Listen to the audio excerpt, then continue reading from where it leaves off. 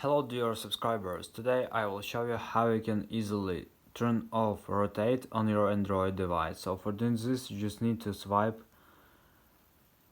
from the up of your screen,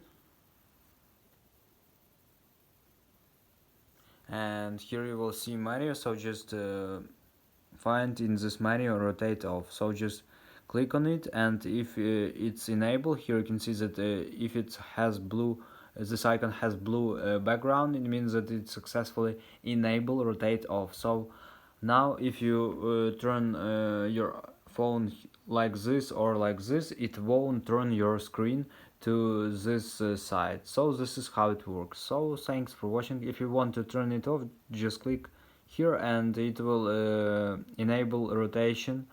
So after you will turn your phone like this or like this, and it will turn your screen to this side. So this is how it works. So thanks for watching, have a nice day, subscribe to my channel, click like, and goodbye.